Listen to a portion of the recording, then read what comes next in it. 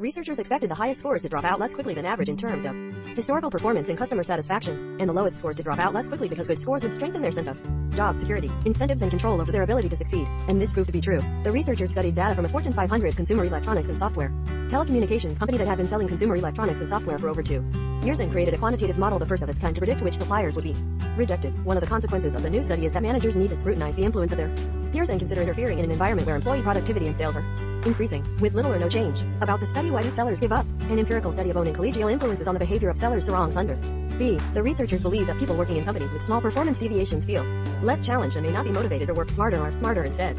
They are more likely to give up. If you could create an income management board, what would it be like? Actually, I would be more interested in data that could predict which vendor I hired. It would be the holy grail. In a study conducted by researchers in Utah and Arizona, there were 13 per-leave behaviors at work compared to poker tables. These behaviors included early retirement, less attention or effort, and reluctance to accept long-term contracts. Of course, it is useful to know who's more likely to win, but new research can significantly increase this score knowing who is more likely to leave and why. Sales managers can solve problems for better exit. A person's relationship and intentions depend heavily on our environment. The researchers write the strength of the peer-to-peer effect in the model suggests that sales can be contagious. But the most important thing, says Kumar, is not that companies include their data in the telecommunications sales forecasting model.